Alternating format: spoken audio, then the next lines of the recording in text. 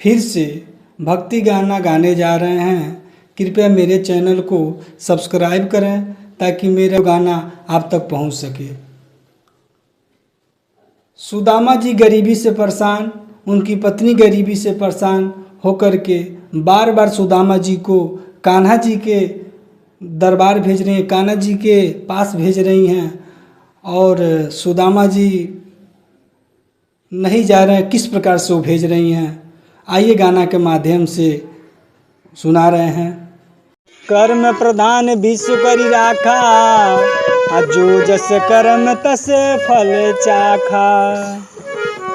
सुदामा जी जा नहीं रहे हैं श्याम जी के दरबार में, तो उनकी पत्नी बार बार कह रही है जाने के लिए। गरिया कनी चली जैता पिया कान्हा के नगरिया, सुनली बतिया तोहार कान्हा बचपन के यार, सुनली बतिया तोहार कान्हा बचपन के यार, दिलदार कैसन यार कैसन, कनी चली जैता पिया कान्हा के नगरिया, कनी चली जैता पिया कान्हा के नगरिया।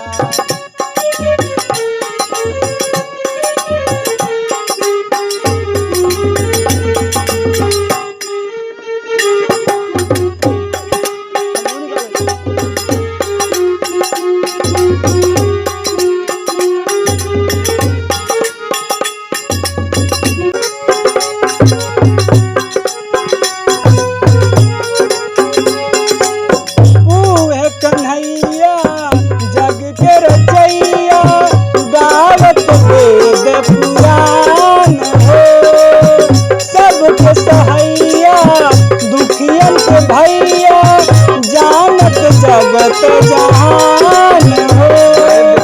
उनके दुआरी जब जई बसवरिया, उनके दुआरी जब जई बसवरिया, कृपा अपार हो, उनके दुआरी जब गई बसवरिया, उनके दुआरी जब गई बसवरिया। करिए दुख से उद्धार हरिए, विपत्ति के भार तक हार कैसन यार कैसन, कनी चली जैता पिया कान्हा के नगरिया, कनी चली जैता पिया का होकर बता।